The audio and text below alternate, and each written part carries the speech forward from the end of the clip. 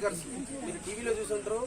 On ground లో bunkers ఏ విధంగా ఉన్నాయంటే భూమి లోపల ఏదైతే 25 అడుగుల లోన భూమి లోపల బంకర్స్ ఉంటాయి. ఆ బంకర్ లో ఏంటంటే పాకిస్తాన్ ఫైరింగ్ చేస్తే మన పైన ఆ బుల్లెట్ ప్రభావం పడకుండా మేము భూమిలోనే ఉంటాం. అట్లా నేను ఒక 26 రోజులు అందులోనే ఉన్నాను. 26 రోజులు ఆ బంకర్ లో ఉండొచ్చాను. అంటే అక్కడ ఎలాంటి మనకు ఇప్పుడు నార్మల్ గా సాధారణమైన జీవితం మానవుడు ఏ విధంగా జీవిస్తాడో అలాంటి సన్నివేశం అలాంటి సందర్భం అక్కడ ఉండదు. ఏదైతే గాలి, శ్వాస, ఫ్యాను, కరెంటు, తిండి ఇలాంటివి ఏమి ఉండవు అన్నట్టు. నార్మల్ గా ఒక్క రోజులో ఒకేసారి భోజనం ఇస్తారు. అది పూరి, నమ్కీన్ పూరి ఇచ్చి పంపిస్తారు. అది 24 అవర్స్ కాదు 48 అవర్స్ వరకు ఆ పూరి తింటూనే ఉండాలి. అలాంటి సన్నివేశంలో ఉండొచ్చాం.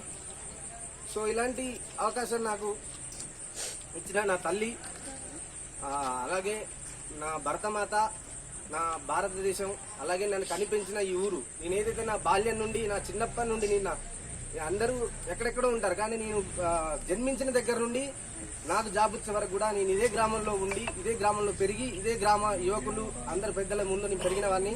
ఇక్కడ నుండి నేను వెళ్ళి దేశానికి రిప్రజెంట్ చేసినందుకు నాకు చాలా గర్వంగా ఉంది.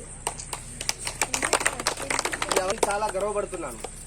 అలాగే ఈ అవకాశాన్ని మీరందరూ చూసి కూడా చాలా మంది వింటారు. మీ గ్రామం తరఫున ఈ రోజు వరకు కూడా గ్రామంలో నాకు తెలిసి ఆర్మీలో పనిచేసే వ్యక్తిని నేను ఒక్కనే అనుకుంటున్నాను. ఇక ముందు కూడా యువత ముందుకు రావాలని నేను కోరుకుంటున్నాను. ఎలాంటి సన్నివేశాలలో బాకీ మీరు చూస్తూనే ఉంటారు. బయట అసాంఘిక కార్యక్రమాల్లో అందరూ పాల్గొంటుంటారు.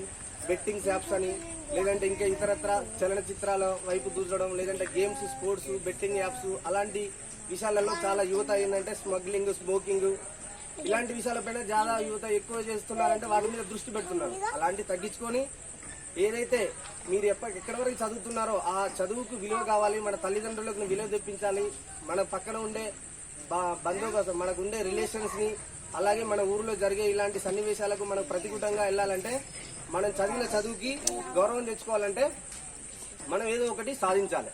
సో యువత ఇప్పుడున్న యువత తక్కువపల్లిలో చాలా దృఢంగా ఉన్న యువత వాళ్ళు ముందుకెళ్ళాలి అంటే ఫస్ట్ ఆఫ్ ఆల్ మీకు ఏదైతే ఉన్నాయో ఆ దుర్వ అలవాట్లని అవన్నీ నిలబెట్టుకొని తూర్పెచ్చుకొని వేరే అలవాట్లని సర్దించుకొని మీరు ముందుకెళ్ళాలని ఆశిస్తున్నాను. నాలాగే మీరు ఒక భారత సైనికుల్లాగా పేరు పొందాలని కూడా నేను మనస్ఫూర్తిగా కోరుకుంటున్నాను.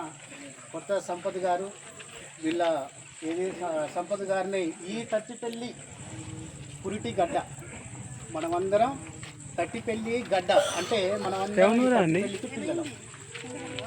ఇది తల్లి, తట్టిపల్లి అనేది ఈ గడ్డ అనేది తల్లి. ఈ తల్లి ఒడిలో జన్మించిన బిడ్డ ఈ బిడ్డకు జన్మనిచ్చిన తల్లికి తండ్రికి వాళ్ళకు కూడా పాదాభివందనాలు తెలియపరుస్తున్నాం. ఫస్ట్ ఆఫ్ ఆల్ అదేవిధంగా ఆదర్శంగా తీసుకోవాలి ప్రతి ఒక్క యూత్.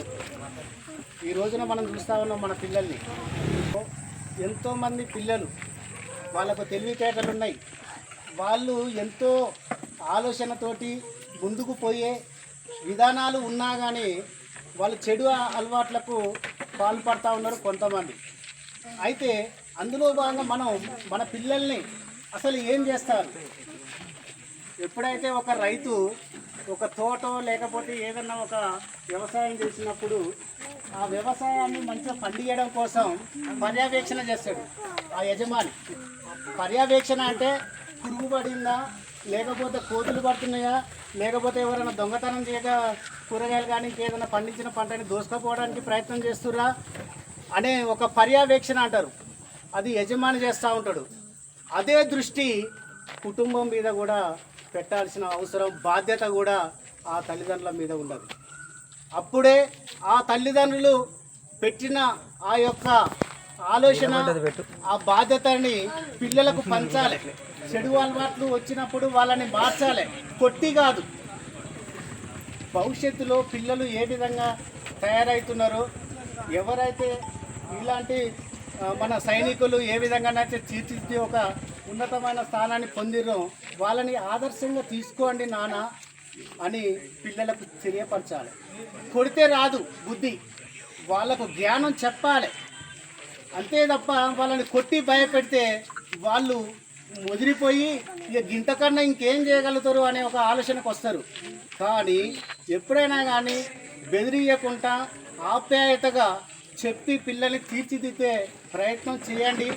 ఇలాంటి మన పిల్లల్ని కూడా ఈ విధంగా తీర్చిదిద్దే విధంగా మీరు అందరూ తల్లిదండ్రులు పిల్లలకు ఆ విధంగా హక్కును చేర్చుకొని చెడు అలవాట్లకు పాల్పడకుండా వాళ్ళని తీర్చిదిద్దాల్సిన బాధ్యత ప్రతి తల్లిదండ్రుల మీద ఉన్నదని నేను పదే పదే కోరుతా ఉన్నాను.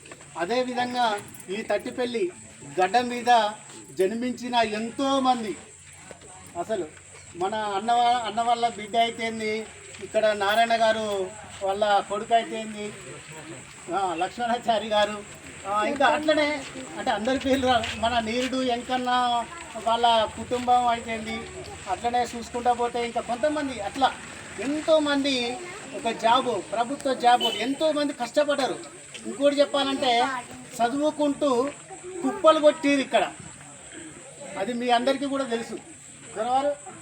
అయితే అంత కష్టపడి చదువుకున్నారు. పుస్తకాలకు అప్పట్లో పుస్తకాలు కొందానికి కూడా ప్రభుత్వం ఇవ్వకపోతే కష్టపడి ఆ పిల్లలు చదువుకొని ఉన్నత స్థాయికి చేరుకున్నారు అనే సంపత్ గారు వాస్తవంగా దేశానికే ఇప్పుడు మన తట్టిపల్లి గడ్డ పేరు అక్కడి దాకా తీసుకుపోయినా ఆయనకు పాదాభివందనాలు మరోసారి చెప్తా ఉన్నాను.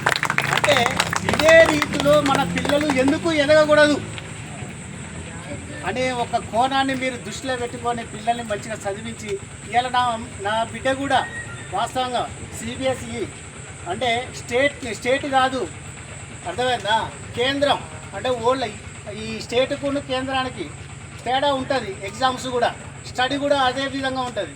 నా బిడ్డ కూడా 546 మార్కులు సాధించింది. అదేవిధంగా ఇవాళ నేను చూసిన వాట్సాప్లో తట్టిపల్లి గ్రూప్లో ఏది గొడ్డు సీను కొడుకు కూడా ఇవాళ వాస్తవంగా 556 ఎంతో మార్కులు సాధించిన ఆ తల్లిదండ్రులకు ఆ బిడ్డకు కూడా మరోసారి కూడా నేను బాధాభివందనాలు చెప్తున్నాను.